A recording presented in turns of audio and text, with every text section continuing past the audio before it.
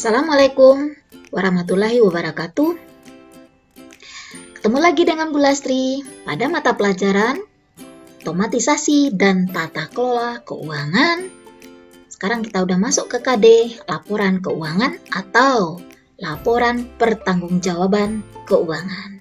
Oke, sebelum dimulai, Ibu mau menanya bagaimana keadaan kalian semua? Ibu selalu mendoakan semoga sehat selalu dan tetap semangat. Oke, kita lanjutkan. Nah, pertama kita akan membahas itu apa laporan keuangan. Nah, menurut standar akuntansi keuangan, laporan keuangan adalah bagian dari proses pelaporan keuangan yang meliputi neraca, laporan laba rugi, laporan perubahan modal atau ekuitas, dan laporan arus kas. Ada 4 ya dek. Ibu ulangi, yang masuk ke dalam laporan keuangan yaitu neraca, laporan laba rugi, laporan perubahan modal atau ekuitas, dan yang keempat itu laporan arus kas. Nah, itu menurut standar akuntansi keuangan. Kita lanjutkan. Menurut Munawir, apa yang dikatakan dengan laporan keuangan? Yaitu 2 daftar yang disusun oleh akuntan pada akhir periode untuk satu perusahaan. Kedua daftar itu adalah daftar neraca dan daftar laba rugi. Itu menurut Munawir. Selanjutnya, apa sih fungsi dari akuntansi? Nah, fungsinya yaitu untuk menjanjikan laporan itu secara periodik untuk manajemen, untuk investor, untuk kreditur, untuk pihak-pihak lain di luar perusahaan. Nah, itu adalah fungsi akuntansi. Berikutnya kita jelaskan satu-satu. Apa itu neraca, apa itu laba rugi, dan apa laporan arus kas. Nah, neraca adalah menggambarkan posisi keuangan suatu organisasi pada periode tertentu. Nah, jadi, di dalam neraca kita bisa melihat posisi keuangan suatu kantor. Nah, menggambarkan posisi keuangan. Nah, berikutnya, laporan laba rugi. Apa itu laporan laba rugi? Menggambarkan hasil usaha yang dicapai dalam suatu periode tertentu. Jadi hasil usaha perusahaan dalam suatu periode tertentu itu bisa dilihat dari laporan laba rugi. Apakah perusahaan beruntung atau berugi? Nah, itu kita melihatnya di dalam laporan laba rugi. Berikutnya, laporan aliran kas atau arus kas. Apa pula yang dikatakan dengan laporan arus kas? Menggambarkan jumlah kas yang masuk dan juga jumlah kas yang keluar dalam satu perusahaan. Nah, jadi kalau kita ingin mengetahui berapa jumlah kas masuk dan berapa jumlah kas keluar, nah kita pergi ke laporan arus kas atau aliran kas. Kita lanjutkan. Komponen dari laporan keuangan. Nah, apa saja yang merupakan komponen laporan keuangan? 1. Neraca. 2. Laporan laba rugi. 3. Laporan perubahan modal atau ekuitas. Yang keempat, laporan arus kas. Yang kelima, catatan atas laporan keuangan. Nah, yang 5 inilah yang menjadikan komponen dari laporan keuangan. Nah, tadi sudah dibahas ya, Dek ya. Apa itu neraca, apa itu laba rugi, apa itu perubahan modal atau ekuitas, dan arus kas. Nah, di sini dijelaskan lagi kalau misalnya neraca, laporan yang sistematis tentang aktiva, utang, modal dari suatu perusahaan pada periode tertentu. Kalau laporan laba rugi, hasil usaha atau biaya-biaya selama satu periode tertentu. Kalau laporan perubahan ekuitas, yaitu laporan menunjukkan sebab-sebab perubahan modal pada periode tertentu. Berikutnya, kalau laporan arus kas, yaitu laporan yang menunjukkan arus kas masuk dan arus kas keluar. Kemudian laporan atas laporan keuangan, catatan atas laporan keuangan, yaitu catatan atas laporan keuangan dari keempat laporan di atas. Nah, itu komponen dari laporan keuangan. Next. Arti penting dari laporan keuangan.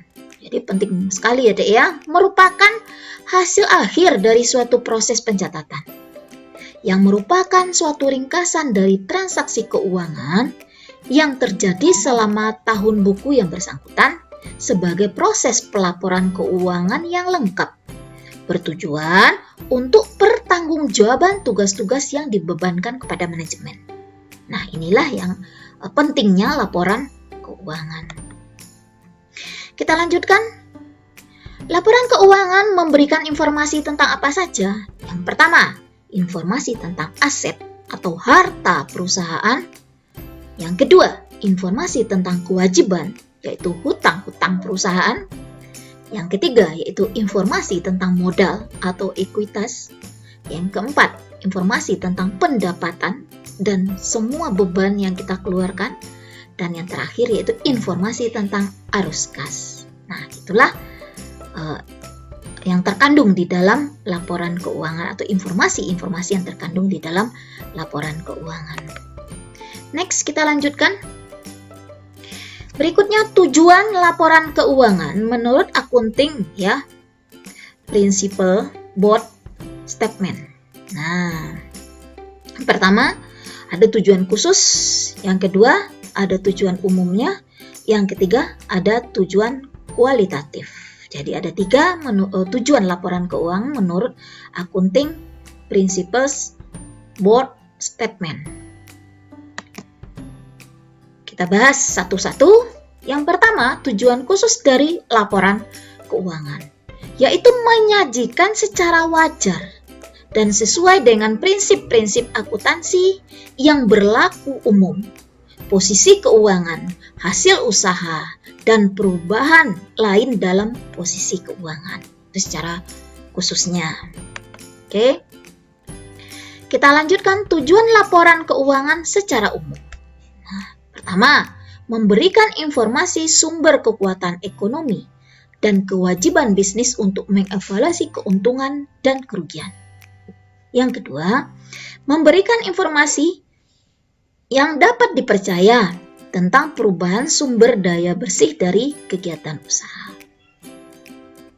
Yang ketiga, memberikan informasi keuangan yang digunakan untuk memperkirakan potensi pendapatan bagi perusahaan. Yang keempat, memberikan informasi lain mengenai perubahan dalam sumber daya ekonomi dan kewajiban. Dan yang kelima, memberikan informasi lain yang relevan dengan kebutuhan dan pengguna laporan. Nah, itulah tujuan secara umum. Berikut yang ketiga yaitu tujuan laporan keuangan secara kualitatif. Yaitu yang pertama, relevan, memberikan bantuan kepada pengguna dalam keputusan ekonomi. Yang kedua, dapat dimengerti. Tidak hanya informasi yang jelas tetapi juga pengguna harus dapat memahami. Yang ketiga, dapat diverifikasi. Artinya, hasil akuntansi dapat didukung oleh pengukuran yang independen dengan menggunakan metode pengukuran yang sama. Dan yang keempat, netralitas. Informasi akuntansi ditujukan kepada kebutuhan umum dari pengguna. Yang kelima, ketepatan waktu, komunikasi informasi secara lebih awal untuk menghindari keterlambatan. Dan yang keenam, komparabilitas. Daya banding, perbedaan yang terjadi bukan akibat dari perbedaan perlakuan akuntansi yang ditetapkan. Oke, itulah tujuan laporan keuangan secara kualitatif. Nah, siapa saja pengguna laporan keuangan? Nah, di antaranya yaitu ada investor. Nah, itu merupakan pengguna laporan keuangan.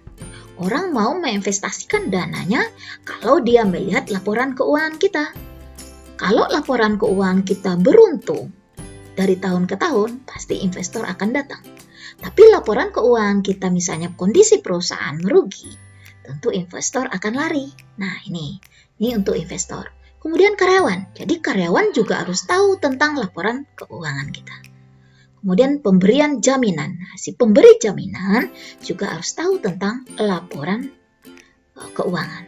Kemudian pemasok atau kreditor juga harus tahu tentang laporan keuangan, kemudian pelanggan kita juga harus tahu laporan keuangan, pemerintah juga harus tahu dalam laporan keuangan. Kenapa pemerintah harus tahu dengan laporan keuangan perusahaan kita? Karena untuk pajak. Nah, seperti itu. Berikutnya, masyarakat juga harus tahu tentang laporan keuangan. Nah, inilah 7 pengguna dari laporan keuangan. Investor, karyawan, pemberian jaminan, pemasok atau kreditur, pelanggan, pemerintah, dan masyarakat. Ada 7.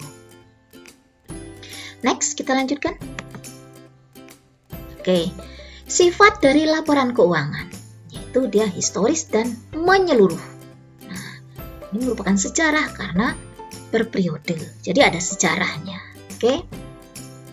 Nah, unsur-unsur dari laporan keuangan.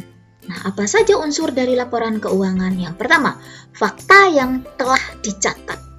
Ya, laporan keuangan dibuat berdasarkan fakta dari catatan akuntansi. Makanya ini kita harus hati-hati dalam pencatatan ini. Ya, ini merupakan fakta. Yang kedua, prinsip-prinsip kebijakan dalam akuntansi. Data yang telah dicatat tersebut berdasarkan pada prosedur yang merupakan prinsip akuntansi yang lazim. Kemudian yang ketiga, pendapat pribadi. Maksudnya bahwa pencatatan akuntansi telah diatur oleh dalil-dalil dasar yang telah ditetapkan. Nah, ini adalah unsur-unsur dari laporan keuangan. Berikutnya, karakteristik kualitatif laporan keuangan. Apa saja sih karakteristik kualitatif laporan keuangan? 1. Dapat dipercaya. Yang kedua, relevan. Yang ketiga, keandalan. Dan yang keempat, dapat diperbandingkan. Ini adalah karakteristik kualitatif laporan keuangan. Next, kita lanjutkan. Unsur laporan keuangan dalam SAK etap 2009. Nah, ini aturan dari akuntansi ya, Dek, SAK etap. Nah, pertama, pengakuan aset. Yang kedua, pengakuan kewajiban. Aset itu adalah harta, kewajiban itu adalah hutang. Nah, yang ketiga, pengakuan penghasilan. Dan yang keempat, pengakuan beban atau biaya-biaya yang kita keluarkan. Next, kita lanjutkan macam-macam laporan keuangan. Nah, tadi sudah di sebelumnya juga kita jelaskan jadi apa saja yang harus kita buat di dalam laporan keuangan atau macam-macamnya. 1. Laporan keuangan neraca. Neraca yang pertama. Kemudian laporan laba rugi. Yang ketiga, laporan perubahan modal atau ekuitas. 4. Laporan arus kas. Yang kelima, catatan atas laporan keuangan. Oke, kita lanjutkan lagi. Informasi yang disajikan dalam neraca. Nah, 1. Jenis aset atau harta yang dimiliki. Harus disajikan di dalam neraca. Jumlah rupiah masing-masing jenis aset atau harta. Jenis-jenis kewajiban atau hutang. Jumlah rupiah masing-masing jenis kewajiban atau hutang. Jenis-jenis modal. Jumlah rupiah masing-masing dari jenis modal. Nah, itu harus disajikan di dalam neraca. Sebetulnya neraca itu terdiri dari 2 sisi ya, Dek. Nah, sisi kanan dan sisi kiri. Nanti akan Ibu jelaskan lagi di kupris dalam praktek nanti. Sisi kanan apa saja dan sisi kiri apa saja nanti bagaimana cara kita membuatnya. Tapi informasi di sini Ibu jelaskan dulu secara teoritisnya. Berikutnya aset. Apa sih itu aset? Aset adalah harta yang dimiliki oleh perusahaan. Yang memiliki manfaat jangka pendek maupun jangka panjang, berwujud maupun tidak berwujud. Ya, nah apa contohnya yang berwujud? Berwujud banyak ya. Kantor kita itu adalah harta perusahaan. Ya, perabot-perabot inventaris itu adalah perusahaan. Yang habis pakai itu adalah harta perusahaan. Mobil kantor, kendaraan kantor itu adalah harta perusahaan. Itu berwujud. Yang tidak berwujud banyak sekali. Saham itu adalah harta perusahaan ya, yang tidak berwujud, tidak kelihatan ya. Nah, banyak sekali. Oke.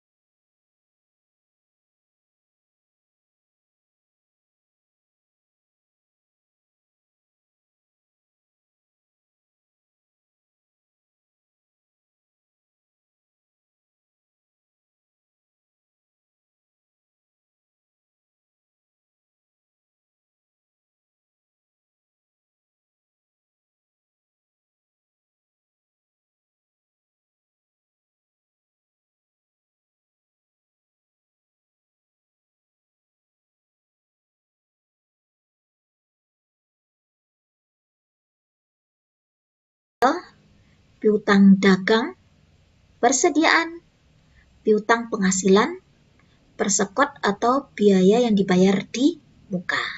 Nah, ini tergolong ke dalam aset atau harta lancar.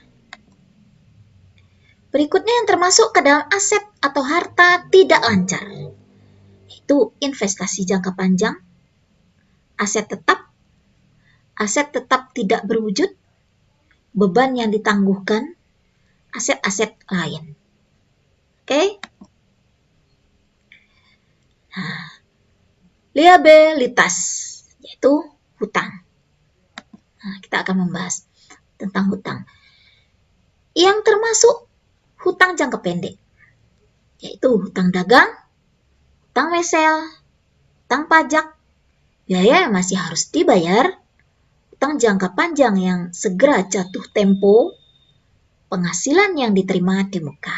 Nah, inilah yang dimasukkan ke dalam atau yang tergolong ke dalam hutang jangka pendek.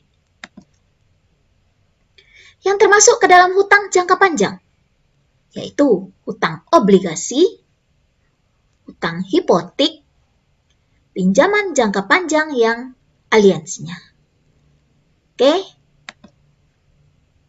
Kemudian kita bahas tentang ekuitas atau modal, yaitu hak residu atas aset perusahaan setelah dikurangi dengan liabilitas. Ya, yaitu hutang tadi. Liabilitas itu hutang. Nah, inilah yang dikatakan dengan ekuitas atau modal. Nah, bentuk dari neraca. Nanti kita akan praktek juga tentang neraca, bentuk dari neraca. Neraca itu ada yang berbentuk skontro, ya, ada yang berbentuk stafel atau vertikal. Kalau skontro itu mendatar. Nah, skontro itu semua aset dicantumkan di sebelah kiri. Nah, jadi harta kita di sebelah kiri, jadi dia dibagi dua nanti, Dek, ya, bagi dua nanti. Harta berada di sebelah kiri, hutang dan ekuitas berada di sebelah kanan. Nah, ini bentuknya skontro, jadi berdampingan seperti ini. Nah, kemudian ada lagi yang bentuknya vertikal atau stafel. Semua aset tampak di bagian atas, jadi bagian atasnya adalah aset, yang selanjutnya diikuti di bawahnya adalah utang dan ekuitas. Nah, itu berbentuk vertikal atau stafel. Nah, kita perhatikan ini bentuk dari skontro. Kalian perhatikan, lihat kursornya Ibu. Nah, ini adalah aset aktiva lancar, aktiva tetap. Nah, aktiva ini berada di sebelah kiri semua. Nah, ini dia. Ya. Nah, setelah dijumlahkan, ini aktiva lancar. Ini yang masuk ke dalam aktiva lancar. Ada kas, hutang usaha, perlengkapan, biaya dibayar di muka. Kita jumlahkan, dapatlah jumlah aktiva lancar atau harta lancar. Aktiva tetap atau harta tetap, ada tanah, bangunan, peralatan, kalau ada kendaraan ya kendaraan, kita jumlah semuanya. Nah, dapat totalnya di sini. Ya, ini adanya akumulasi, itu penyusutan ya, Dek, ya. Kalau bangunan itu setiap tahun kan menyusut ya. Peralatan setiap tahun juga menyusut karena tidak sama harganya sewaktu kita beli awal lagi gitu. Nah, ada penyusutannya. Nah, ada pula perhitungannya nanti kalau belajar lebih mendalam tentang akuntansi. Nah, sekarang baru kita membahas tentang secara sederhana tentang neraca. Nah, kemudian kita jumlah aktiva lancar tambah aktiva tetap, maka jumlahnya di sini.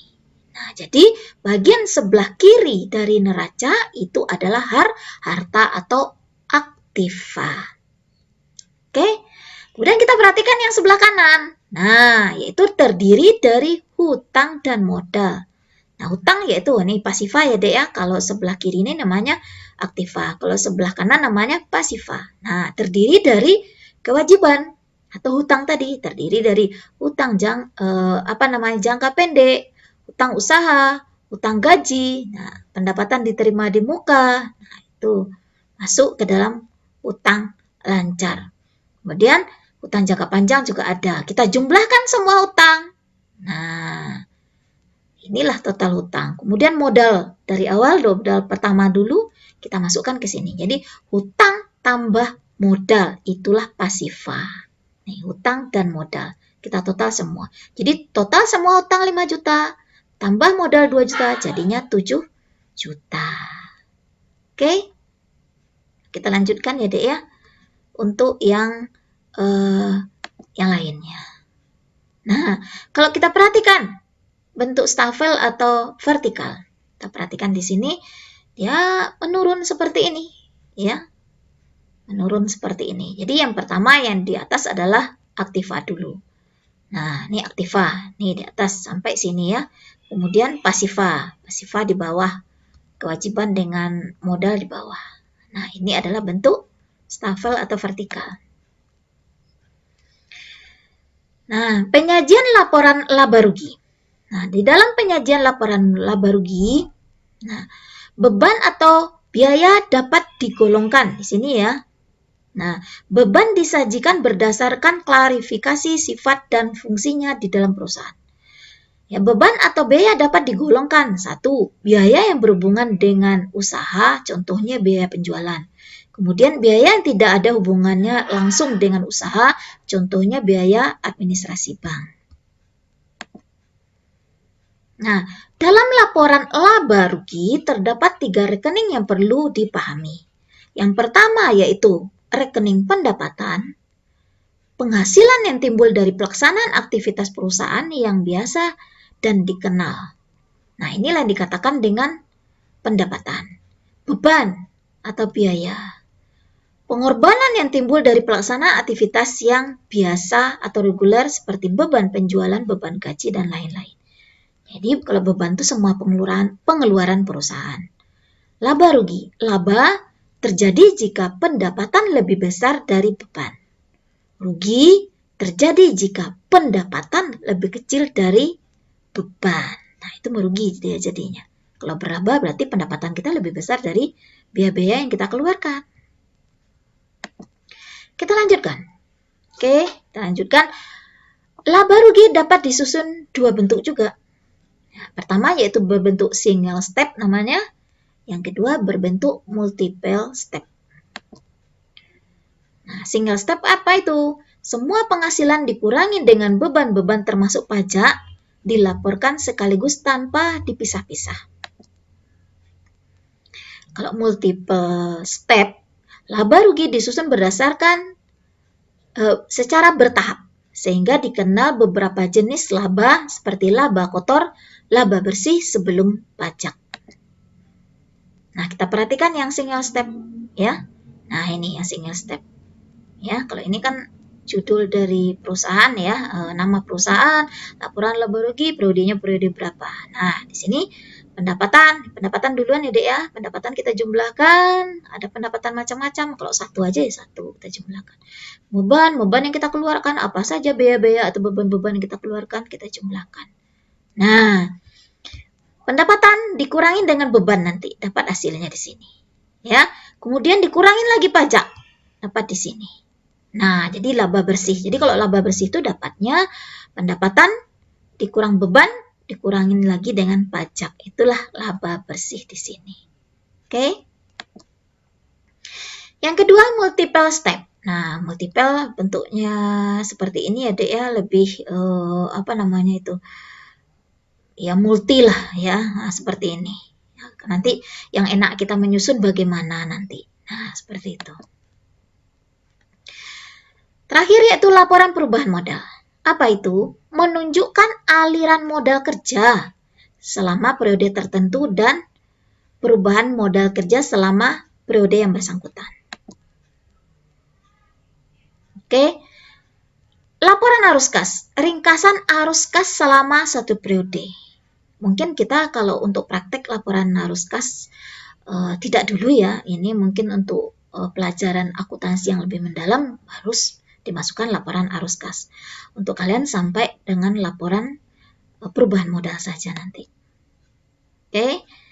Nah, ini laporan arus kas itu jenis-jenisnya itu ya Dek ya. Arus kas dari aktivitas operasi, arus kas dari aktivitas investasi, arus kas dari aktivitas pendanaan. Nah, kemudian penyajian laporan arus kas diklasifikasikan berdasarkan aktivitas operasi seperti penjualan tunai, pelunasan hutang, pembayaran beban. diklasifikasikan berdasarkan aktivitas investasi, menginvestasikan dana yang tidak terpakai. Kemudian diklasifikasikan berdasarkan aktivitas pendanaan, dana pinjaman dari luar perusahaan. Kemudian disesuaikan dengan bisnis perusahaan. Nah, kita perhatikan, pihak yang mempunyai kepentingan dengan laporan keuangan. Siapa saja sih yang butuh dengan laporan keuangan ini? Atau punya kepentingan sekali dengan laporan keuangan? Yaitu pembeli perusahaan, dah jelas. Dia punya kepentingan dengan laporan keuangan. Manajer perusahaan, dah jelas. Investor, kemudian kreditur atau banker. Jadi ada 4 yang punya kepentingan tentang laporan keuangan. Ya. Catatan atas laporan keuangan, yaitu penjelasan naratif atau rincian jumlah yang tertera di dalam neraca, laporan laba rugi, laporan arus kas, dan laporan perubahan modal atau ekuitas, serta informasi tambahan seperti kewajiban dan komitmen. Nah, itu adalah catatan atas laporan keuangan. Catatan laporan keuangan mengungkapkan 1. Informasi tentang dasar penyusunan laporan keuangan dan kebijakan akuntansi yang dipilih. Yang kedua, informasi yang diwajibkan atas PSAK, tetapi tidak disajikan di neraca, laporan laba rugi, laporan arus kas, dan laporan perubahan ekuitas atau modal. 3. Informasi tambahan yang tidak disajikan di dalam laporan keuangan tetapi diperlukan dalam penyajian secara wajar. Catatan laporan keuangan umumnya disajikan. 1. Mengungkapkan mengenai dasar pengukuran dan kebijakan akuntansi yang ditetapkan. Informasi pendukung pos-pos laporan keuangan sesuai dengan urutan pos-pos tersebut disajikan dalam laporan keuangan dan urutan penyajian komponen laporan keuangan. 3. Pengukuran lain terhadap kontingensi, komitmen, dan pengungkapan keuangan lainnya serta pengungkapan yang bersifat non-keuangan. Oke, lumayan banyak materi kali ini. Terima kasih atas perhatian kalian. Harus bermanfaat untuk kalian. Akhirus salam, Bu Lastri. Mohon maaf atas segala kekurangan. Wassalamualaikum warahmatullahi wabarakatuh. Semangat.